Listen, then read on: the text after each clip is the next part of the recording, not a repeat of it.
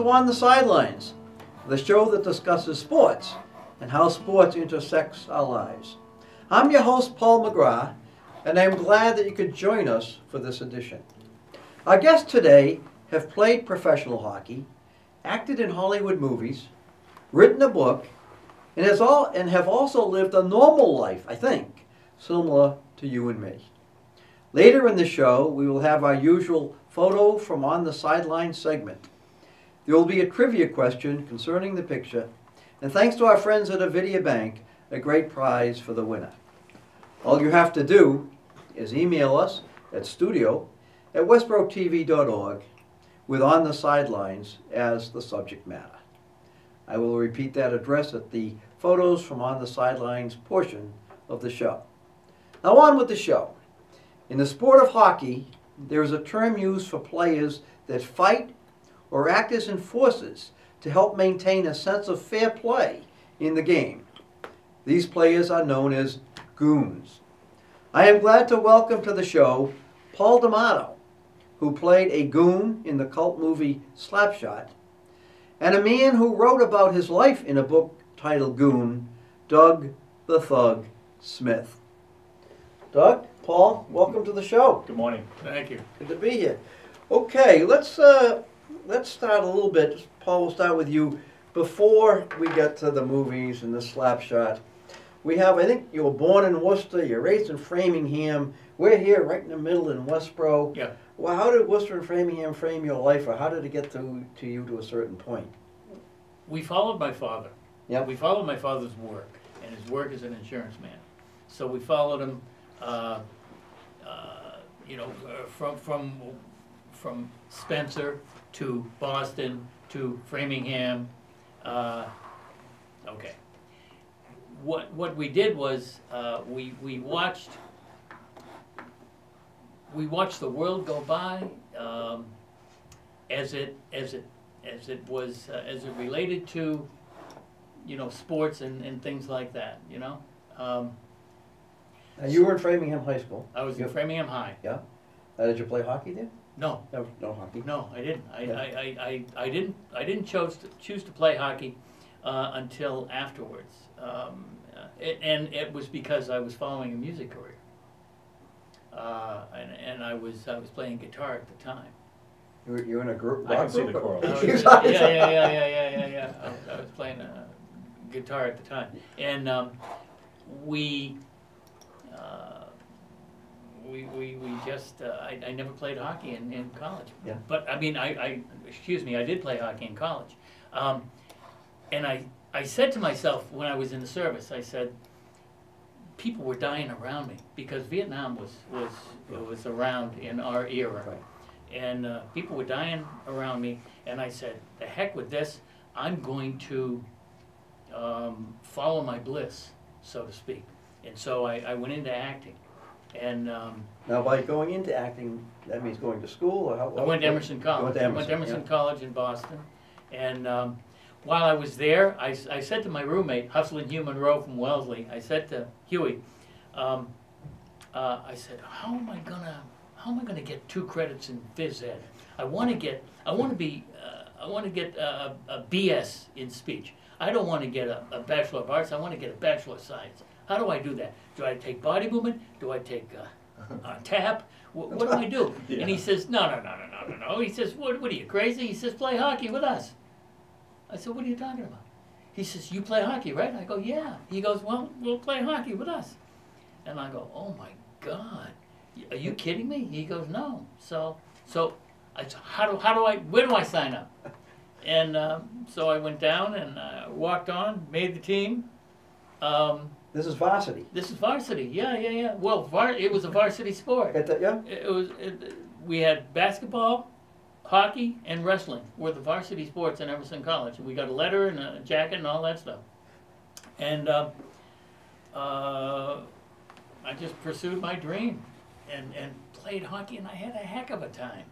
But you're still into guitar, music, and acting. Absolutely, yeah. Absolutely, yeah. So hockey got you the credits. Hockey got me the 2 credits. My junior year, my senior year, I played 2 years at Emerson College, and it got me the 2 credits that I needed to graduate from, without taking body movement, without taking Yeah. modern jazz or You missed out on the tap dance. tap. Yeah, exactly. So we come through and somewhere around the mid-70s, this movie Slapshot is going to come out. You know nothing about it, I suppose. No, How? no. But I guess you played hockey. What was- intrigued you? The hockey part? Did they come after you? I was sitting in my agent's office. Yeah. My agent said to me, "What can you do that other guys can't do? I've got to sell you," because he sold flesh. And I go, "What can I do that other guys?" I go, "I ski," and he goes, "Everybody skis." I go, "I played hockey in college. All right, I'm probably the best skater you ever sat in front of." And he upset me a little bit. And but I figured discretion is the better part of valor. And he said, "Well, next time there's a hockey film, I'll let you know." And I go, yeah. All right. So I walk out of there. I'm angry and upset. And he said, I go down, I leave, and I go, I'm never talking to this guy again. Well, about 3 weeks later, he called me up, and he goes, "You play hockey, right?" I go, "Yeah." He goes, "You got an audition at 1 o'clock in the morning at Skyrink." I go, "Okay." No, where's Skyrink? Skyrink was on 33rd Street Right in in Manhattan. right in New York City? Yep. And it was up on the 13th floor. It was where Channel 13 is now. And because they have, what do you call it, downtown, they have hockey facilities downtown. Now this was a full-size rink on the Chelsea Piers. on the 13th floor? On the 13th floor, yeah, it was Wow. full-size rink. That's crazy. And he said, you're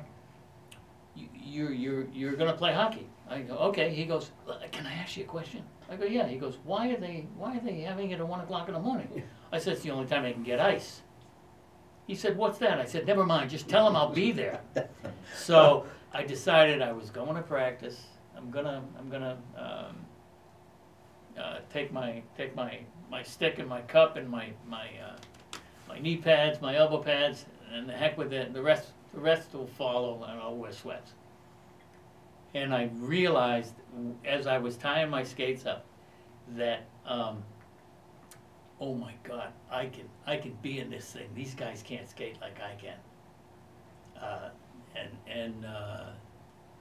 I said, as long as you don't have a heart attack and die right here, Right. you'll be fine. And so I stepped out onto the ice, caught up with my heartbeat. When I crossed the blue line, someone slid me the puck. I don't even remember who. Someone slid me the puck, and I roofed it, and I tried to take the goalie's head off, and I said, "Come on, let's play some tomahawk," right? And that was So it. it was almost like you were trying out for a hockey team versus trying out for a I was movie trying guy. I was trying to make the team. I wanted you to were trying make to the make the team. team. I wanted to make Newman's team. Yeah, it was an acting team. And George Roy Hill goes, "Come here, you." Oh, he was there, the director. Oh, yeah, He yeah. was there, yeah. He blows a whistle, and I go, "What do I do now?" And he goes, "Come here." He goes, "Can you act?" I go, "Yeah, I can act." He goes, "I don't have to see you anymore. I got to deal with these people over here," and they were pretty bad, pretty bad skaters. And I think there were like three guys from that, Steve Mandillo, Brad Sullivan, the late Brad Sullivan, and myself, who made From that 1 the o'clock. cut from that 1 o'clock in the morning. And there was probably 20 guys up there. Now, what time of year would that be? Do you remember? Yeah, that was probably in February or March, Yeah. because the next day he said, George Roy Hill said, "Can you be in my office?" I goes, "Yeah." He goes, the next day I was in his office, and I did the Johnny Upton speech, and everybody's it's going to wiggle it with the exception of my wife's going to go running for the exits, and put him on the ground. And he goes, "I want you in my film. I don't know where, but I want you in my film." I said, okay. I said, "What can I do?" He says, "Go home and skate. Get in shape." So I called my friend Billy, who was the former captain of Norwich, who was at that point the Essex Junction High School hockey coach. Yeah. And I said, "Yo, Bill, Paulie, I need some ice time. Yeah. Can I come down and skate with the kids?" And he goes, "Yeah, come on down. They'd love to have you." Now, this is a guy who is the well, like I said, he was the former captain of Norwich, Right. and he was now the coach of the high school hockey team in Essex Junction, and he was inviting me down. Now you can't do that today. You can't do that. You would have to go through USAA hockey. Awful. You'd have to take a physical. You'd have MIAA rules. right. Oh, yeah, Exactly. Corey checked or whatever. Exactly. Yeah. But at that point, he said, come on down and come on down, Yeah. skate with the kids. Get a workout. So I come down. Well, you ever want to get in shape? Skate with 15-year-olds. Oh, And you know they go sideways and I go straight and they could still beat me. So These scenes, and we're going to take a look at some of the scenes. I mean, you were really skating out there. Oh in yeah, the scenes. oh yeah. It just- Well, Haskell They didn't Wexler. speed it up at the end. No. Haskell Wexler had a Steadicam. That's why I asked you about the Steadicam dog earlier, and he did a film called Bound for Glory, and he walked into the crowd with the Steadicam, and it was a beautiful shot, and he used the Steadicam as part of the technology for the picture. Well, we didn't have that. We had people in wheelchairs, we had people on skates, we had regular dollies in on the huge Panavision 35mm cameras. I mean, this was a Hollywood film. Yeah. So- And we didn't use any of the technology that was available to us because we didn't know about it. It was being perfected as we spoke, and the rest is history. Well, let's see if you could act. We've got a scene here from Slapshot. We're not movie critics, but I think we can get a flavor and actually see you in the film. Here we go.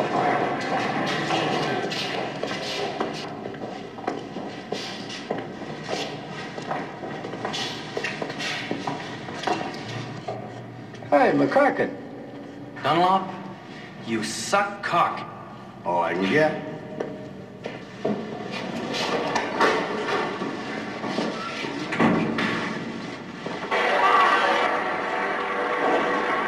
$100 says you're gonna crack my skull, huh? I wouldn't crack your knuckles for $100. So he's bluffing. Yeah, well, somebody's gonna kill you, you dumb son of a bitch, but it's not gonna be me.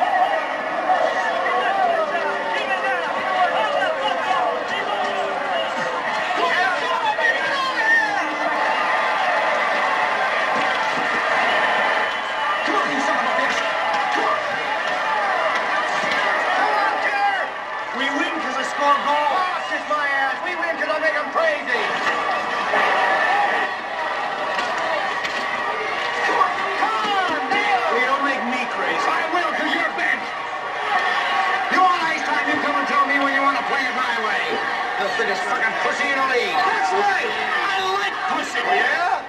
Well, that's not what I hear from your wife. I hear...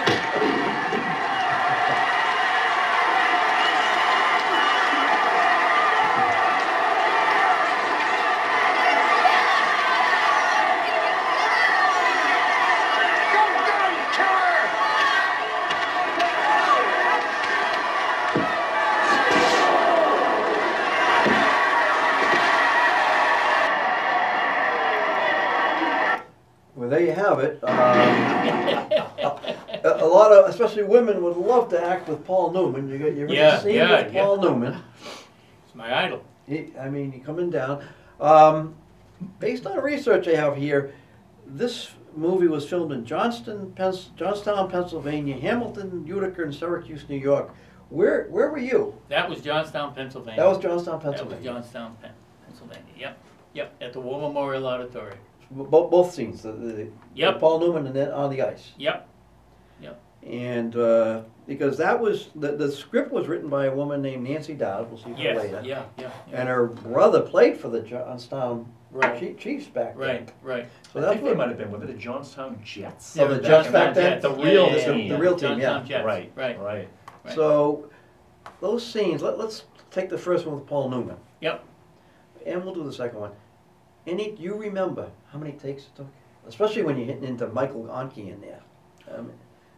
All right. Are you good on first one, takes? The first one, Yeah. no, the first one with the one that I said Dunlop. Yeah, we understand, yeah. Okay.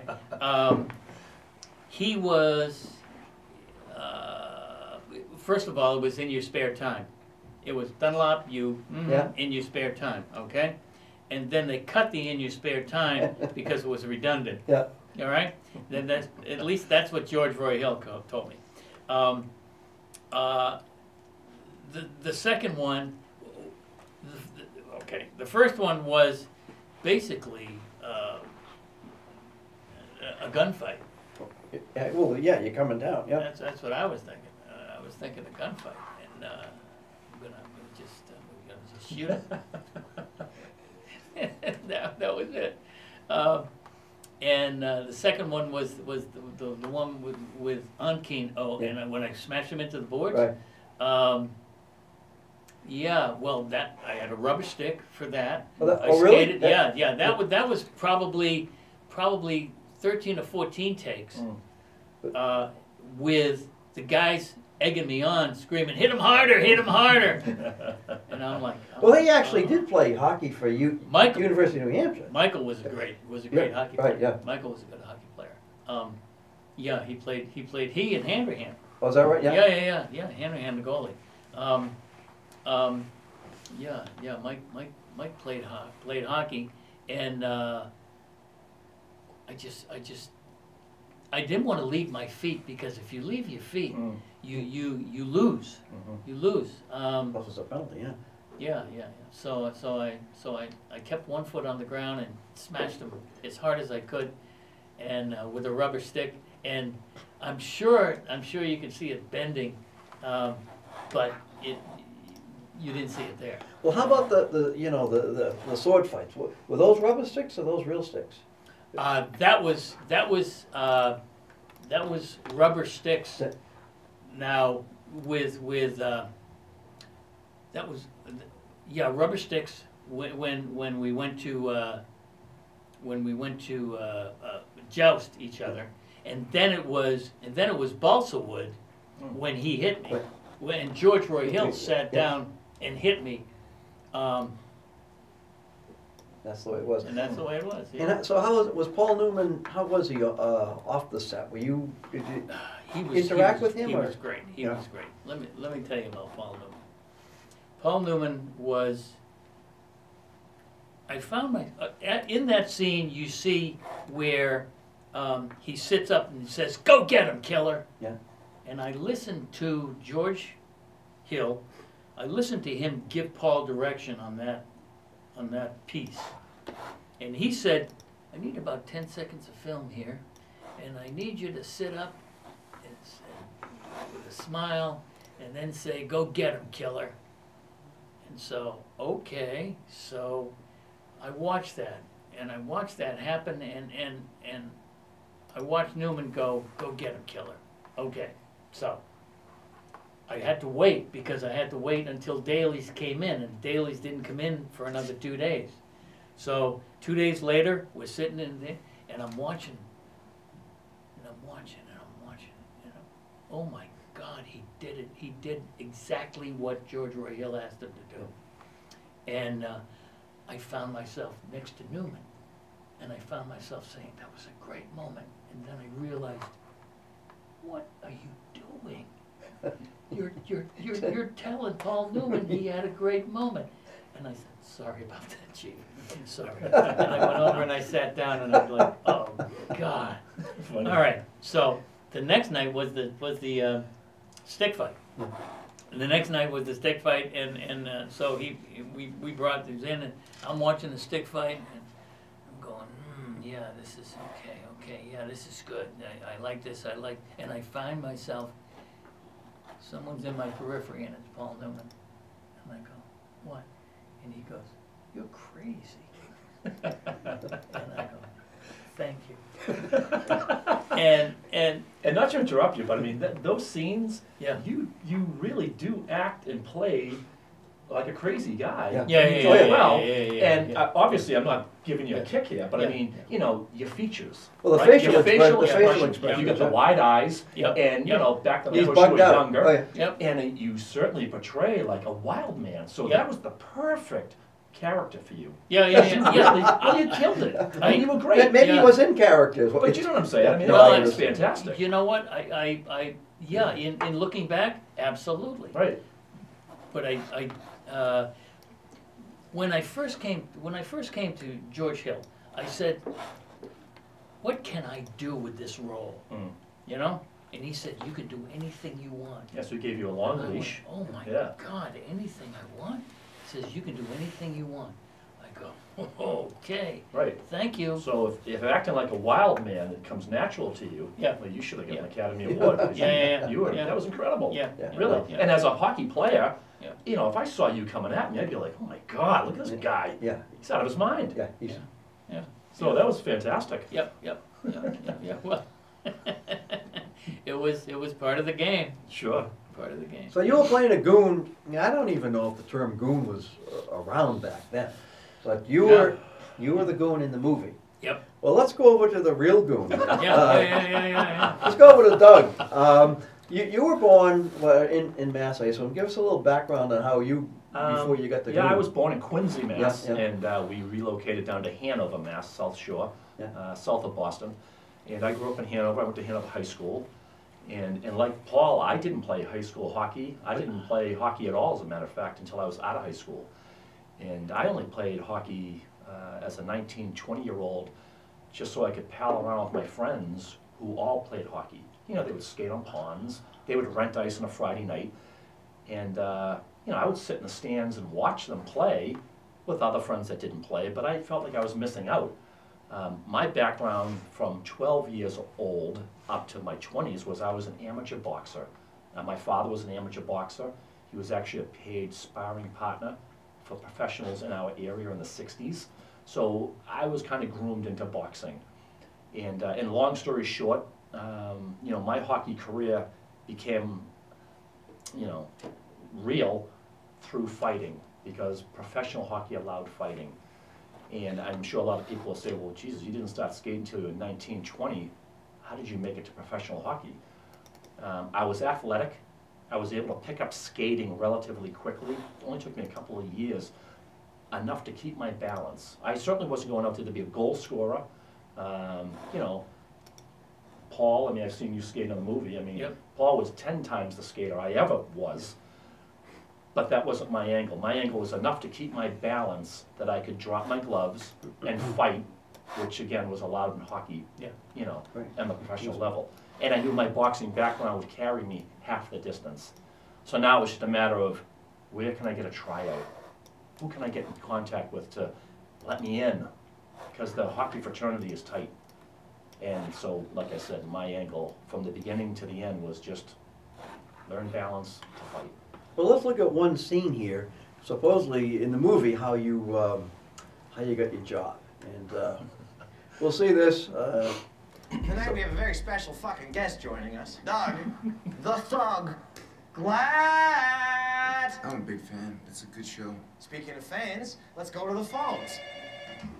Hi there, you are the final caller ever on Hot Ice. Oh, hi, this is Willie Hortense. I'm the head coach of the Orangetown Assassins. Yeah? Go fuck yourself. Patty, do me a favor, okay? Let me talk to your buddy there, Doug. Hey, Doug, I'm calling you because you impressed the hell out of me last night. A lot of other people, too. Thank you. You impressed me a hell of a lot, too. I'll be direct. What I want you to do is come down to the ring tomorrow. Come up there for a tryout. You think about it, okay? Tomorrow, 2:30. Okay. Yeah, I hope to see you there tomorrow at 2:30. Well, that's the movies. But how theoretically you got your first tryout. Right. So, long story short, after I played hockey, a friend of mine who was a journalist, has a writing background, said, you know, the years of minor league hockey, all the stories I've heard from you, bus rides and the lifestyle, he said, you should write a book. And I said, listen, I'm not writing a book. I barely made it out of high school. I'm not writing a book. But if you want to write a book, be my guest. We wrote a legit autobiography. Now this is Adam. Adam Fantazio, yeah. So he was a schoolmate of yours, or we grew up together in grew up Hanover. together. Yep, we Yeah. lived down the street. We palled around. He comes from a family of 9, all sports. You know, all the kids played sports. So Yeah. we were buddies since we were 15. He wrote a book. It took off. It just sold a lot. And someone in Hollywood had read the book, and they said, you know, we should make a movie about hockey enforcers. Not particularly Doug Smith, but just hockey enforcers. They've been a part of the game forever. They mean so much to the game and to the teams. And we can use his book as a background, as a basis, which is how the movie came about. Right, yeah. Now, that scene we just saw, that was scripted in. I didn't fight somebody in the stands and get noticed by a coach and get invited out for a tryout. A lot of the movie is scripted.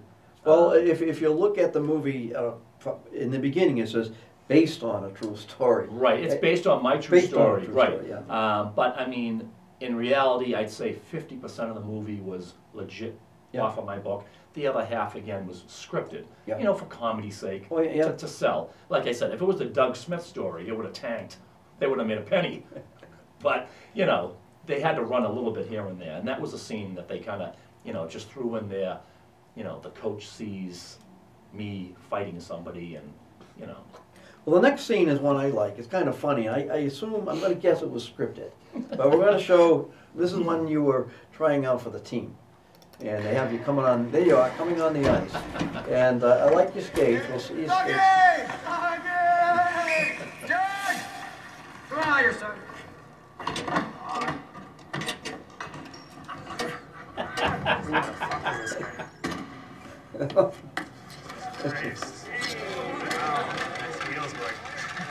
Stop being mean to my friend! They're his gang brothers! What, you never seen figure skates before?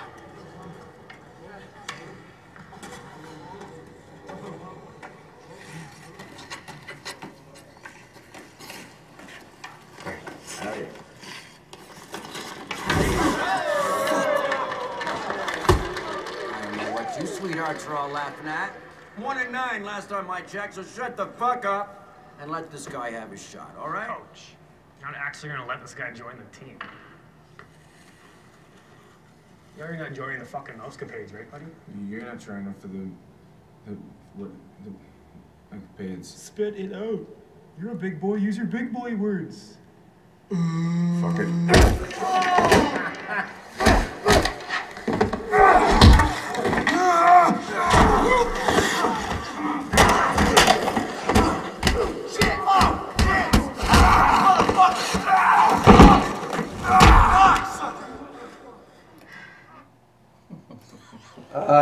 That's how it started in the movies. I think you were a better skater than that. Yes, I was definitely a But better skater. he had to be pretty good.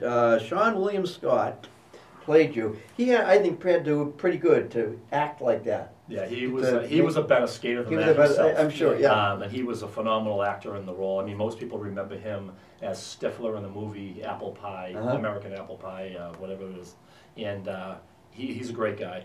But again, a little bit of scripted there. I went to my first training He camp. did Lethal Weapon, too. Yeah, exactly. Yeah. I went to my first training camp in regular skates, of course. I would never worn figure skates. They just did that. Well, I thought that was great. Oh, the way it's they, great. the way they did that. Yeah. The first time I saw that, when we first saw Yeah. the rough clip of the movie, I was like, oh my God, what a great idea. Yeah. Welcome back to On the Sidelines. We had a little technical glitch here, but we're with Doug Smith and Paul D'Amato, a couple of goons in real life and in the movie. And we're going to continue on. I think we were talking about, Doug, the Carolina Thunderbirds won the championship your first year. I did a little research on that. It's amazing when you do research for shows. This is a piece of trivia that nobody will care about, but I'm going to say it. You had a goalie by the name of Nick Vitucci. Correct. His goals against average was 4.65. I don't think he'd make Westboro High this year. But what I found out is he is the only goalie in professional hockey to score a goal when the opposing goalie was playing. Correct. And what happened is this was years after you. Right. He shot it down. The opposing goalie went to get it, spun around to pass it, and put it in his own net. He got credit for the He goal. got credit for it. To my knowledge, the only goalie that scored when the opposing goalie. And We've to- had Ron Hextall score on empty Yeah. netters, etc. And to add to that, that scene that you're talking about was actually on ESPN. Oh, is that right? I don't know if you can still find it, but Yeah. it was on ESPN because it was that big of a deal. Yeah. Yeah. So you had some pretty good players. You here it is your first year, and you win what they call the Riley Cup. Was that a Right. big deal in? Yeah, I mean, down for in that Carolina when you won? league, the East Coast Hockey League was just starting out. There was only 5 or 6 teams in the league, so to win the Riley Cup obviously was huge. You know, we get championship rings that I still have today. Do you? Yeah. Yep. And I did not actually play in the playoff series, the finals anyway. They decided to obviously put real hockey players in my position because there wasn't a lot of fighting in the playoffs. It just gets serious. Well, it It's gets the just- real hot, yeah. Right. More real. So I really wasn't needed at that point. Yeah. And but I still, as part of the team, I got a ring. Right. It was. Well, believe me, you it was helped the team incredible. get there. I Yeah, mean, it was Exactly. incredible. Yeah. It was incredible. And you beat the Johnstown team. We beat the Johnstown who you Chiefs. played for the next year. Yep. So the following year, I went to Johnstown, where Paul had his movie filmed, Right. and I played in that arena, the War. Yeah. And I played for Coach Steve Carlson, Steve Carlson. Oh, who was Steve. one of the Yeah, yeah, Hanson yeah. brothers in his movie. I mean, so for a guy like me, getting to play in that arena where the movie was filmed, get to be a player for a coach who was not only a legitimate professional hockey fighter himself, Yeah. but now he's the coach. He's in the movie. I mean, you know, it doesn't get any better. Well, you must have seen the movie as a young boy. Oh, 1,000 times. 1,000 times. Oh, God, yeah. Before you ever met. Right, this before guy I here. met Paul. Yeah, yeah. And then to meet the coach who was in the movie, Yeah. you know, you're starstruck. You're like, oh, my God. Like, here you are. And they want me. And they want me to fight. And I'll never forget the phone call. I mean, I was home during that hockey year. There was only about 10 or 12 games left of the season. And Steve Carlson calls me up and he says, Smitty, are you still interested in doing it? Meaning, are you still interested in fighting? I said, what do you got? He goes, listen, we're not in the playoffs. We're out. But we have about 10 games left.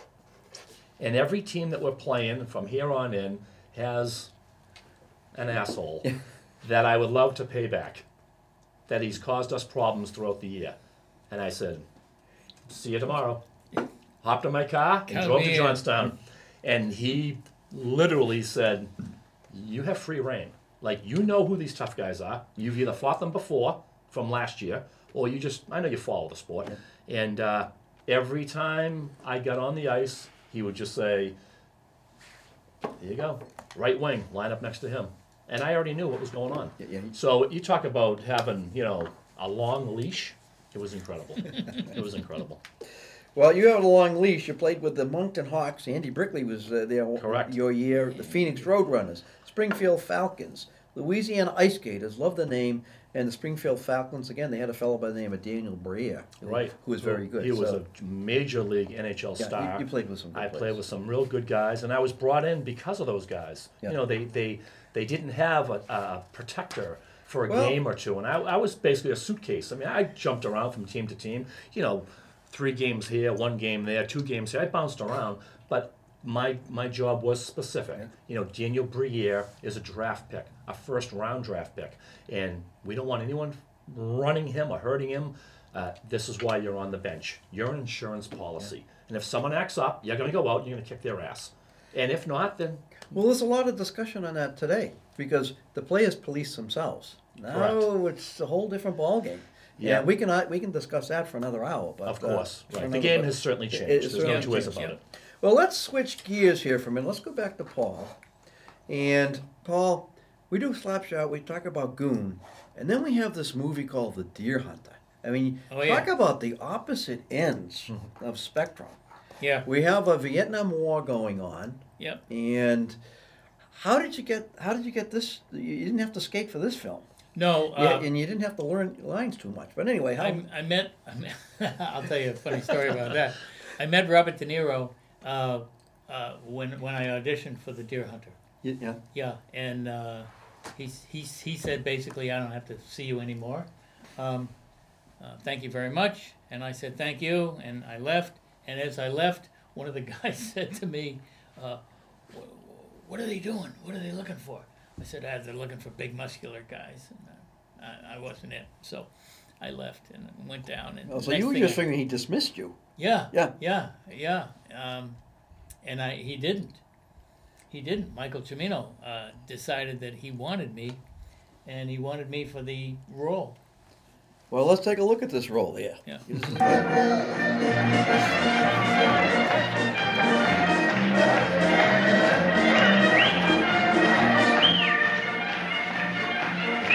That happens to be Meryl Streep, huh?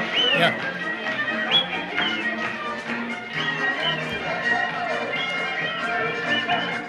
Crazy. Green Beret! Hey! Okay. Woo! Jerry, give the man a drink. Hey! Give him a drink. Sir. Sir. Na zdrowie. Na zdrowie.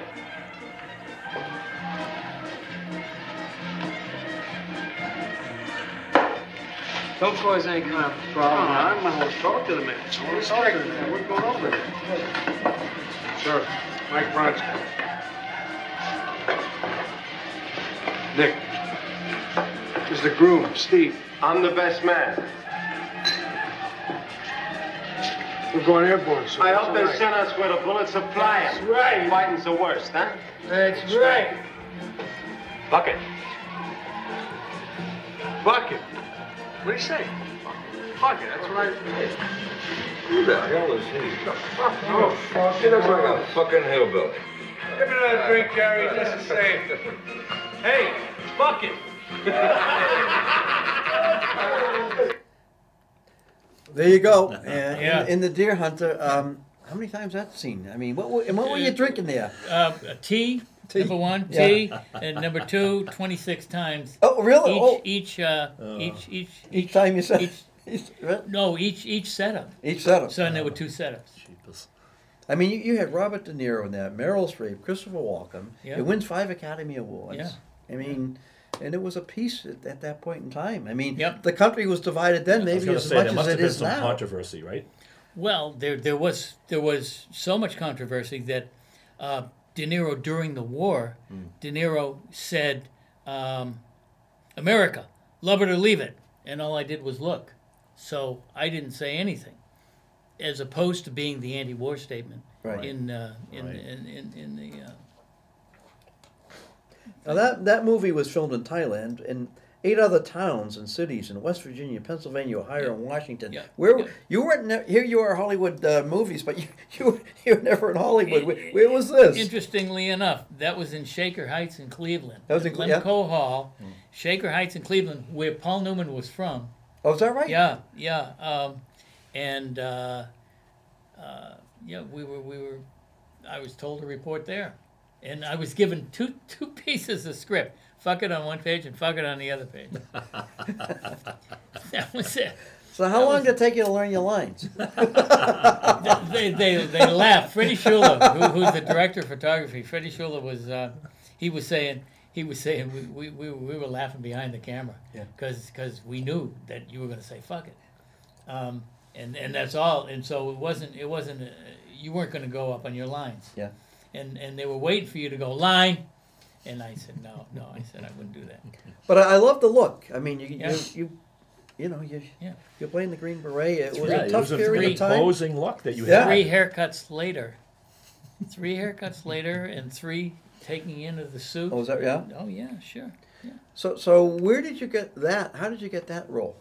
Again, in New York? Again, it was the same casting director. Same casting director? as before. Yeah. I was the only vet. I was the only vet there. I mean, me and Tony. Tony was the stunt coordinator. Yeah. He was a production. So you had coordinator. served. I had served. Oh, I I see, had yeah. served already, and I was the only one who had served out of the entire group of John and Bob and Chris and all those guys.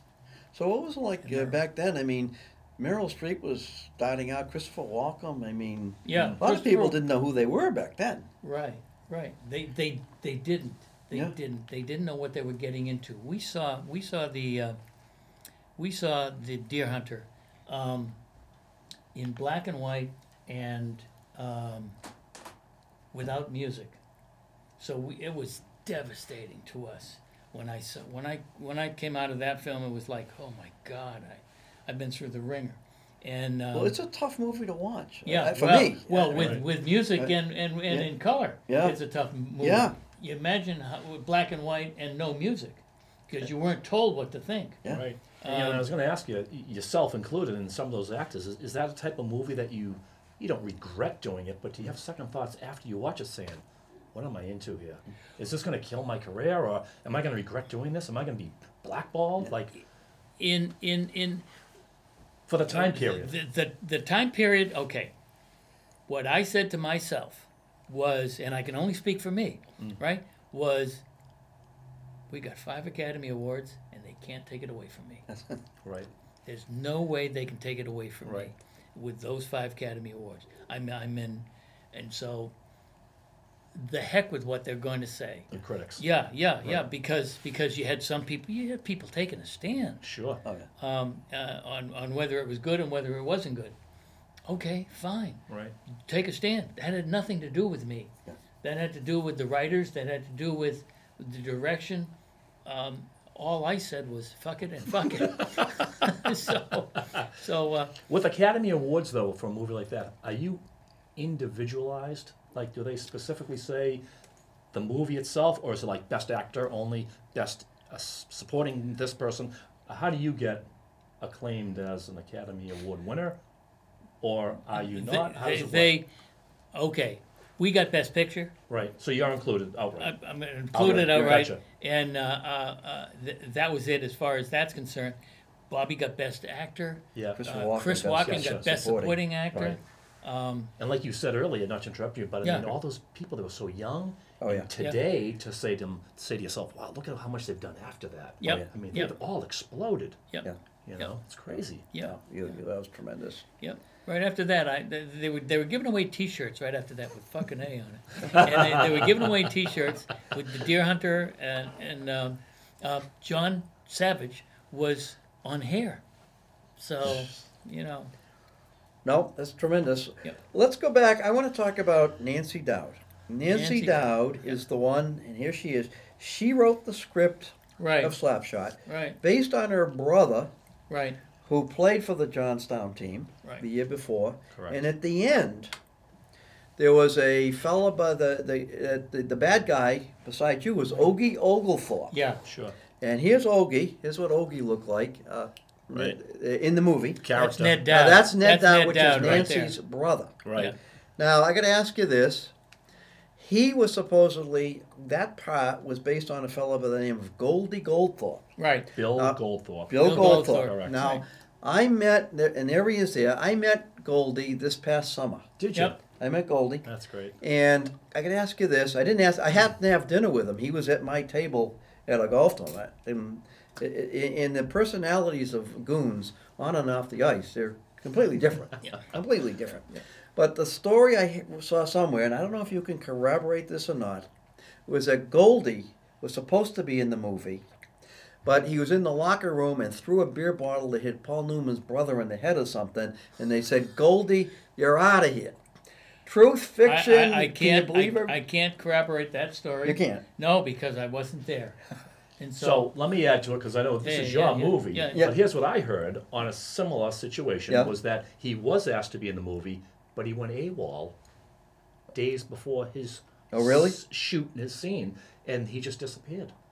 And he just left, just took off.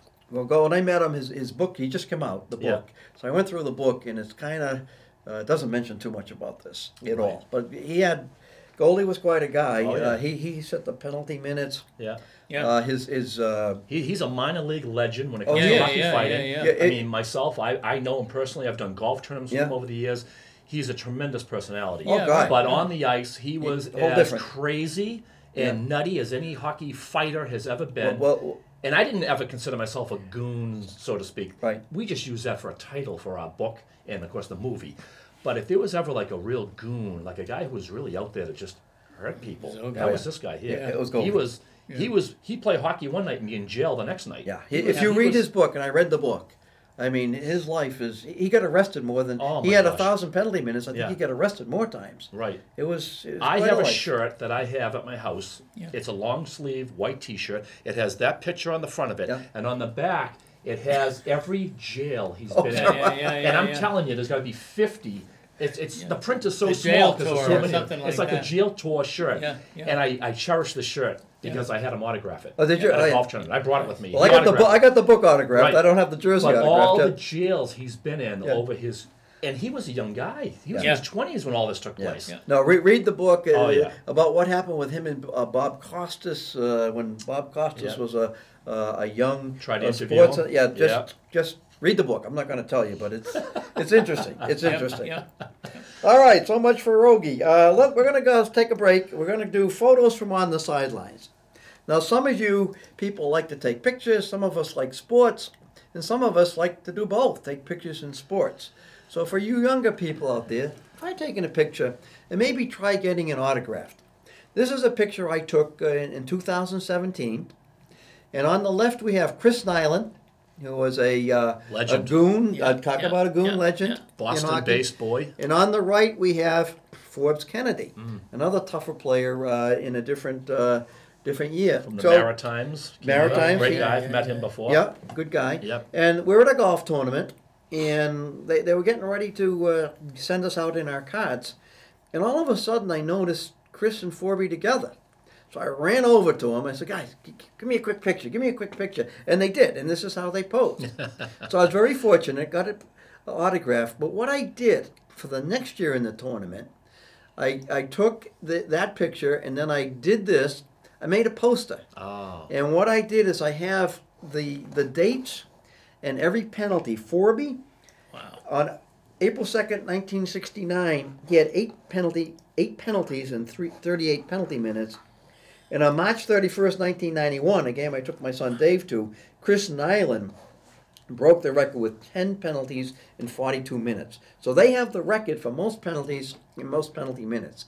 So we made up the poster, we had them autograph the poster, and we auctioned that off. Oh, that's fantastic. So it's great when you can take these and then autograph them, get them money for charities. I mean, Yeah. Oh, that's for just sure. tremendous. Yeah, for sure. And that's what I'd like to talk about. If we can show another picture here. You gentlemen have really helped in charity. Not just this one. This is my son Dave, Skating for Hope. He has a charity to help cancer patients. And there you are, both Paul and Doug. Yep. And then we have another picture of the two of you hamming it up.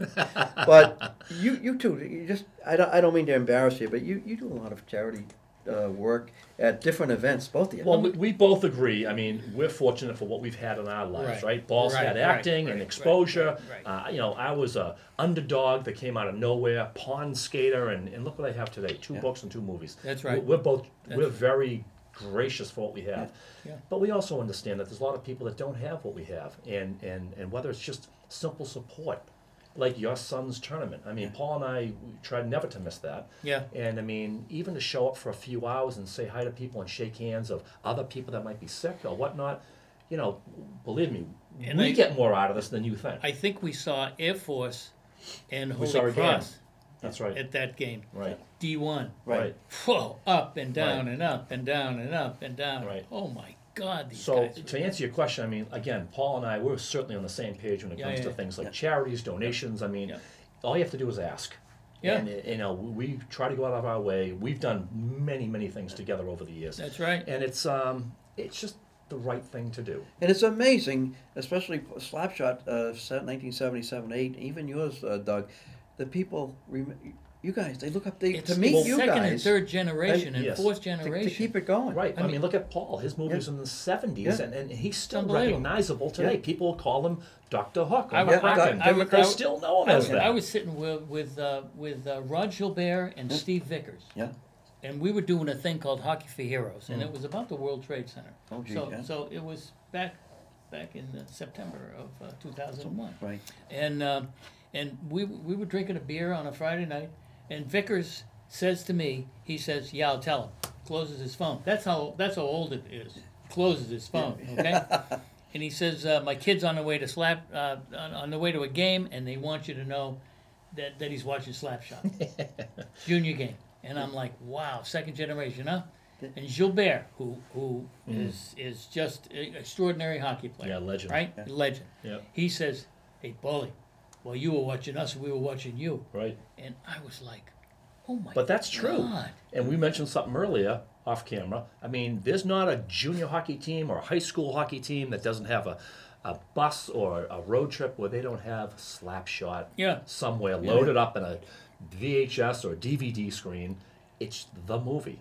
It's the Holy Grail. That's exactly right. And he's part of it. Yeah, and I remember so there were some former National Hockey League players that come to my son's event.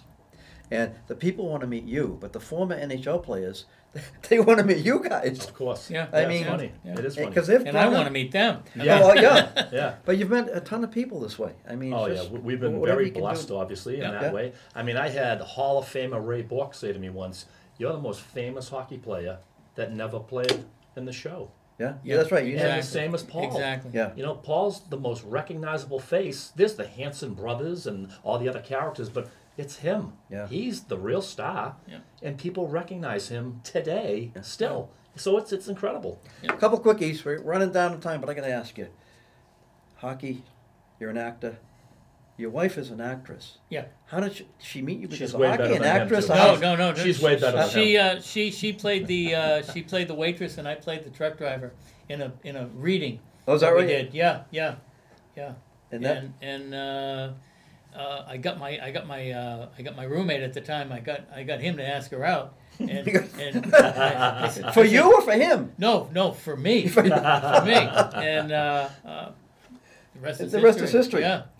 And how about yours, Sharon? Was she hockey? No hockey at all? No, you know, Sharon and I are kind of opposites when we met. She didn't know about my hockey. I met her after my career, and I think she was kind of taken back with all the violence of the game. But we're still happily together after 20 plus years. We have two beautiful little girls, Vanessa, who's 10, and Victoria is 8 now. And So when did they get to see the movie?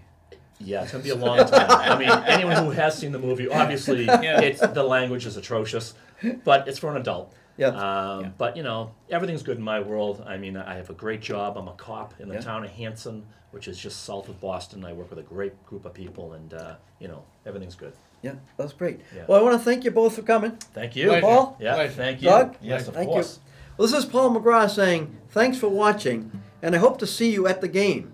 And if you're not in the game, I hope to see you on the sidelines.